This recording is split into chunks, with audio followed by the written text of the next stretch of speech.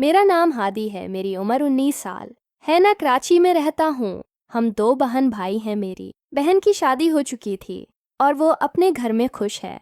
ये उन दिनों की बात है जब मैं स्कूल में पढ़ता था। जिस स्कूल में मैं पढ़ता था 80 स्कूल में मेरी अम्मी प्रिंसिपल थी। 8वीं जमात तक तो मुझे स्कूल की सख्ती बर्दाश्त नहीं करना पड़ी, लेकिन जैसे ही मैं 9 क्लास में पहुंचा, जो स्कूल के टीचर्स ने मेरी खचाई करना शुरू कर दी। मैं शुरू से ही पढ़ाई में इतना अच्छा नहीं था। मैं एवरेज स्टूडेंट था। मेरी अम्मी चौकी प्रिंसिपल थी, जिसकी वजह से क्लास में कोई भी हरकत करता, छोटी सी शरारत भी करता, तो मेरी अम्मी को शिकायत लगा दी जाती। कभी किसी टेस्ट में मार्क्स कम आते, तब भी मुझे प्रिंसिपल ऑफिस में ले जाए जाते। अगर वो मेरी अम्मी ना होती तो फिर तो बात ही अलग थी, लेकिन अब प्रिंसिपल ही मेरी मम्मी थी, जिसकी वजह से मुझे बहुत शर्मिंदगी भी महसूस होती। लेकिन मैं पढ़ाई पर अपनी पूरी जान लगा रहा था, लेकिन फिर भी मेरी परसेंटेज उतने ही आ रही थी। खैर, बहुत मुश्किल से मैंने 2 साल गुजारे। अब मैं कॉलेज में पढ़ता हूँ। मेरी अम्मी ने स्कूल के साथ साथ घर पर भी पढ़ाना शुरू कर दिया है।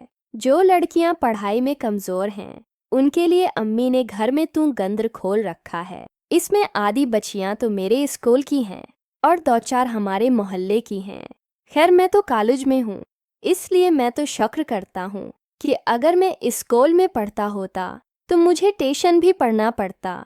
मैं जवान हो चुका था और नहायत ही हिंदुसूम था।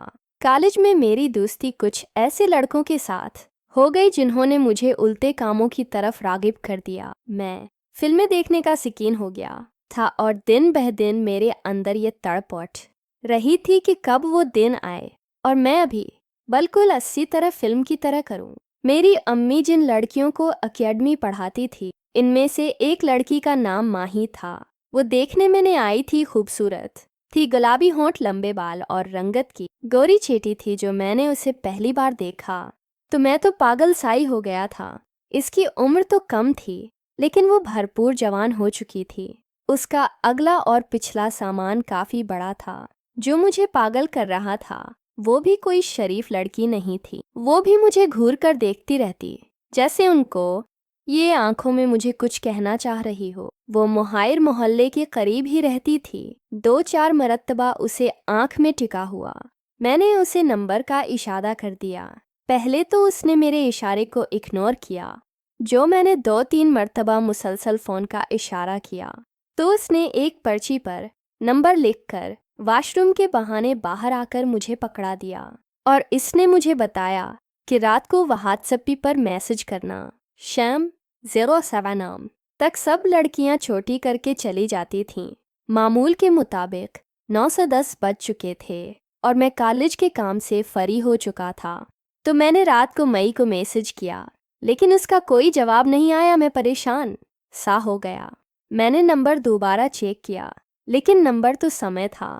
मैंने उसे दोबारा मैसेज करने की कोशिश की, लेकिन तब तक वो वफ़ लाइन हो चुकी थी। मैंने सारी रात इसके मैसेज का इंतज़ार किया कि वो ऑनलाइन होकर मुझे मैसेज करेगी, लेकिन उसने मैसेज नहीं किया। अगले रोज़ मैं काफ़ी गुस्से में था। जब वो पढ़ने के लिए आई तो मैंने उसे इशारा करके बाहर बुलाया। इम्मी अभी किचन में ही थीं। वो अपने लिए चाय बना रही थी। मैंने माई से कहा, मैं पूरी रात तुम्हारा इंतज़ार करता रहा, लेकिन तुमने तो मैसेज ही नहीं किया। तो वो कहने लगी, सूरी 8 में रात को जल्दी सो गई थी। मैं माई से इस वक्त ज़्यादा बात नहीं कर सकता था। माही ने मुझे यकीन दिलाया कि आज रात वो खुद मुझे मैसेज करेगी। खैर, मैं दोस्तों के साथ बाहर चला गया। रात 12 बजे मुझे माही का मैसेज आया। फिर मुसलसल 3 घंटे मैंने माही से बातें की। ये सिलसिला 1 हफ्ते तक जारी रहा। अब माही मेरी गर्लफ्रेंड बन चुकी थी और हम एक दूसरे के बहुत करीब हो चुके थे। मैं माई से मिलना चाहता था। वो भी मेरी ख्वाहिश पर राजी हो गई और एक रात हम दोनों पिज़्ज़ा खाने के लिए एक रेस्टोरेंट में गए। इस दिन मानी ब्लैक कॉलर का सूट पहना हुआ था, जिसमें वो किसी हीरोइन से कम नहीं लग रही थी। मैं वो शुरू करने के लिए उठा।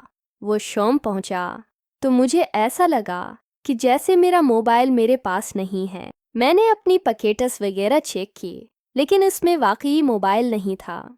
मैं डर गया। मैं जल्दी से हाथ धोकर बाहर आया तो ये देखकर मेरी जान में जान आ गई कि मेरा मोबाइल वहीं पड़ा था, लेकिन मैं इसको इस्तेमाल कर रही थी। मई को मेरे मोबाइल का लॉक पता था। मैंने माई से कहा, मुझे लगा कि मेरा मोबाइल कहीं पर गिर गया है। माही ने मेरी तरफ देखा और मुस्कुराने लगे और मुझे कहने लगे, अच्छा तो तुम ये सब कुछ देखते हो। मेरे तो जैसे पांव तरी जमीन ही निकल गई हो। मैंने घबराकर कहा, क्या मतलब उसका? तो उसने कहा, खुद ही देख लो। इसने मोबाइल में ये तरफ किया। माहरीन वो फिल्म देख ली थी। मैं काफ़ी शर्मिंदा हुआ। मैंने कहा, ये तो बस ऐसे ही मैं कहने लगी, मुझे सब पता है। शर्माओ नहीं, अब क्या फ़ायदा, मैंने सब कुछ देख तो लिया है। अब मैं थोड़ा सा मुतमईन हो गया। वापसी पर बके पर माही ने मुझे कहा कि हादी अब तुम्हें ये फिल्में देखने की ज़रूरत नहीं है, अब मैं तुम्हारे पास आ गई हूँ। जब माई ने ये कहा तो मेरी खुशी का ठिकाना न था। ये कहते हुए माँ ने मेरा एक हाथ अपने मम्मा पर रख लिया और कहा, बहुत जल्द हम दोनों सब कुछ करेंगे। अब मैं इंतज़ार में था कि उमाई अपना वादा पूरा करेगी। इस तरह एक हफ्ता गुजर गया। अचानक एक दिन मेरी अम्मी को मेरी बहन का फ़ोन आया। इनके ससुर की तबीयत बहुत ख़राब है और वो हिस्पताल में आई मैं है का जाना ज़रूरी था। अम्मी अभी स्कूल से वापसी आई थी। अब मैंने जल्दी से कपड़े प्रेस किए और अम्मी इस्लामाबाद के लिए रवाना हो गई और मुझे कहा कि घर में ध्यान से रहना, मुझे शायद वापसी में सुबह हो जाए, और हाँ, जो लड़कियां भी पढ़ने के लिए आएं तो उन्हें बता देना कि आज अकेडमी से छुट्टी है। मैंने कहा, ठीक है। मैंने माई को मैसेज किया और माही भी बहुत खुश थी। एकेडमी की सब लड़कियों का ग्रुप बना हुआ था और माई भी उसमें अदद थी। माहिर ने सबको मैसेज कर दिया कि आज छुट्टी है और माई खुद पढ़ने के लिए आ गई। मैंने ही माई को कहा था कि तुम सबको मैसेज कर देना, कहा कि हमें कोई तंग न कर सके। ठीक 100 हाउन हमारे दरवाजे पर घंटी बजे। मुझे यकीन था कि माई होगी। मैंने दरवाज़ा खुला और वाकई माई थी, क्योंकि और किसने एकेडमी के औकात आना था। जैसे ही मैंने दरवाज़ा बंद किया, माँ ने मुझे गले लगा लिया। मैंने भी माई को कहा, तुम्हें आज मुझ पर बहुत तैयार आ रहा है। माई ने कहा कि तुम्हें नहीं आ रहा। मैंने कहा, ऐसी बात नहीं है, आ जाओ अंदर, गेम खेलते हैं। फिर हम दोनों ने काफ़ी देर वीडियो गेम खेली। मुझे बिक लग रही थी। मैंने माई से पूछा, मैं तो बाहर से कुछ खाने के लिए देने जा रहा हूँ, तो मैं कुछ चाहिए तो बता दो। माहिर मुझे कहा कि जो तुम अपने लिए लाओगे वही मेरे लिए ले आना। मैं जल्दी से बाहर गया, बेके निकाल कर बाजार से अपने लिए और माई के लिए खाना लेकर आया। खाना खाने के बाद मैं माई को अपने बेडरूम में ले गया।